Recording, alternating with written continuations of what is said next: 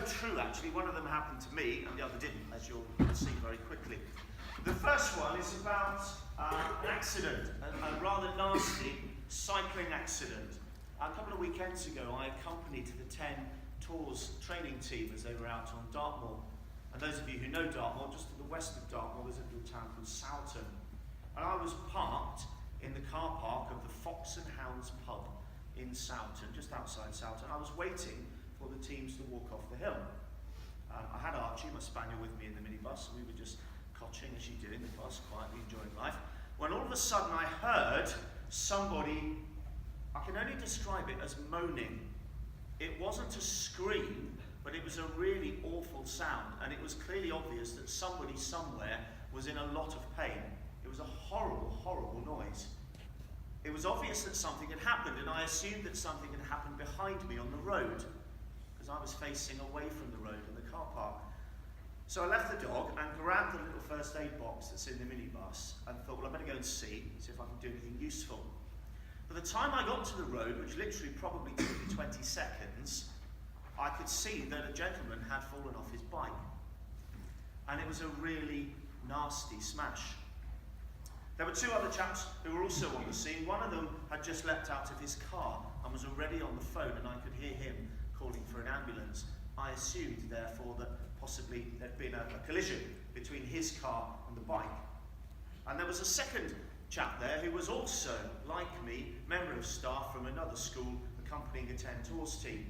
So we had both been in the car park. He'd got there just a few seconds ahead of me. And by the time I got there, the chap was conscious, he was fine, and he was walking around, and we got him to the side of the road and sat him down on the curb. And apologies if you're squeamish, I won't go into too much detail, but basically he had face planted onto the road. So he'd come straight off the bike and had landed literally on his face. Now he was wearing a helmet, which I imagine would have prevented him from much more serious damage, but it was not a pretty sight. I won't go into the full detail, you'd probably not long had breakfast. What we did, of course, was what anyone would do in those circumstances. You do the best you can for the chap in front of you who was losing a lot of blood. If you've ever cut yourself on your head or your face, it bleeds profusely, and it always looks 10 times worse than it is.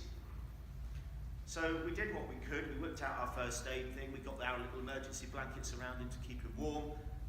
And I tied a little padded bandage very gently around his mouth, because he'd done quite a lot of damage to his lips and his teeth. So I tied that round, and we just quietly and gently, once we'd sorted him to that point, we took him into the pub. And the pub was great. We found a little back room for us, and we just took him in and just helped him to sit quietly whilst we waited for the ambulance to arrive. I then asked if there was anyone else we could contact. He passed me his phone, dialed up his wife, and I called his wife. Must be a horrible phone call to get, mustn't it, when somebody goes, "You don't know me, there's been an accident, but..." And bless her, she was obviously rather shaken. But I told her what was going on, and she came out to meet us at the pub. Ambulance arrived pretty quickly. The guy was scooped off, and I had a lovely email from his wife just a couple of days ago to say, "Thank you so much for helping him. He's still in hospital, he's down at Exeter, he faces a lot of dental work and a bit of reconstructive surgery on his face. It's going to be a long haul back for him." Now it transpired actually there hadn't been a collision. The car was unmarked, and both the car driver and the cyclist said, no, we didn't hit. The car pulled out from the car park, the cyclist was coming the same way down the road, and they just didn't see each other. So the cyclist jammed the anchors on, put his brakes on really, really hard, and lost control on a loose patch of gravel at a T-junction. These things can happen, can't they? You do these things, you know that accidents can happen. It can be a dangerous sport. I wish the chap well, I'm sure he will be fine, but it was a nasty incident. And it just reminds us, doesn't it, if we are doing things like this, it's really, really important to have the right protective gear on. It really, really is, because I'm quite sure that helmet saved him from very, very serious damage. So there's one little cycling story. The second little cycling story we'll come to in just a moment. Later on this week, you're going to be hearing a little bit more about how you can make a difference to your own learning. How you can do small things that will actually make a significant impact on your learning. You're going to be learning more about this in assembly on Wednesday. Some of you might have heard me mention this before, and some people will refer to it as the theory of marginal gains. A tiny improvement here, a tiny improvement there can have quite a significant difference in terms of your overall achievement. I'd like you to watch this little video clip from YouTube. It's called Superman Returns. It's kind of cool, that, isn't it? I think those sort of proper racing bike saddles are uncomfortable enough as it is, but lying down in that position I think must be even more uncomfortable. But do you see what he was able to do? He was able on that downhill stretch just to literally glide past everybody else, because of course he is far more streamlined in that position. I love the bit at the end with the guy on the scooter. I just think that's brilliant. Of course it was set up, I'm sure it was, but I just think it's very, very good. It proves the point about pushing for these marginal gains. By being that little bit more streamlined than the other people in that group, he's able to literally just glide past that peloton, overtaking all those other cyclists and put himself in the lead, put himself in a better position in the race. And all he did was a tiny adjustment to his riding position. By the way, I'm not going to recommend you all start doing that if you're riding bikes, because I'm not sure it would end well. But it was interesting. You can look that up yourself. I think he's done that stunt many, many times, so he knows what he's doing. So do be careful if you're planning the same. But the point is a simple one. That actually all of us, whatever it is that we might be doing, there are relatively small things, relatively small adjustments that we can make that will put us at an advantage, that will put us in a better position. And the same is true for your learning. I'm not going to embarrass them, but we had a very busy open morning on Saturday. We had lots of families in the school and lots of them looking around the school. And it was great for me when I popped through to see a couple of people in the art room. And I'm sure there were others in there through the day. I will have just missed them. But the couple of young ladies I saw in there, I know spent several hours in there. And I was really impressed to see their effort and their commitment to improve their artwork. That marginal gain, that little bit extra. What else can I do to improve my chances? And I was hugely impressed to see their effort and their commitment. And I'm sure others will have been thinking and doing the same over the weekend. More of that on Wednesday. I don't want to steal the thunder of Mrs. Jeffries and the chaplain, but you're going to hear a little bit more about this idea of marginal gains on Wednesday, which I think is really important. FYI, a little bit of an advanced warning.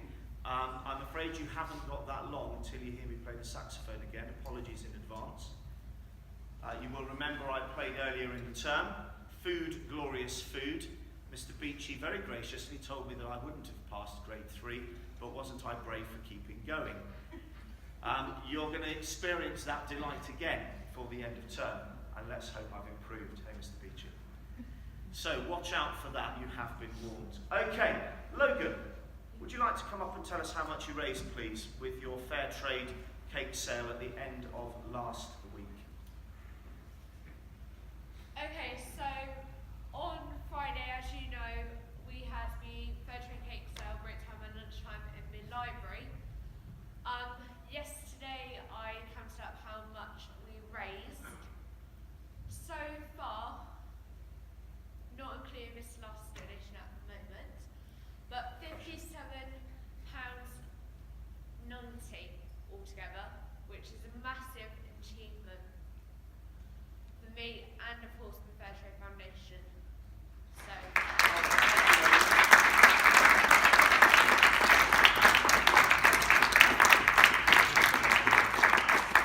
very well done, Logan. I've got £10 waiting for you, so come and see me. Okay, I'll pass that on to you. Well done. Many thanks to all of you who helped and supported Logan in that endeavour. And thank you very much indeed, Logan, for reminding us of the importance of fair trade and of the fact that, you know, another little simple thing that we can do by buying fair trade products, we make a small difference to somebody somewhere.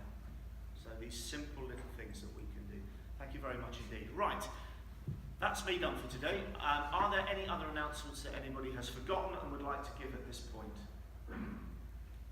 Good. It just remains for me to say then a huge thank you to all of the staff and students who were so busy this last weekend. I know that those of you on 10 tours had a pretty brutal weekend. I hear some tents were pretty much flat come Sunday morning, which doesn't surprise me considering the number of fence panels I've lost in my garden this weekend. I imagine your tents were struggling. So a huge well done to those of you who braved those conditions. I imagine it was pretty unpleasant out on the moors this weekend.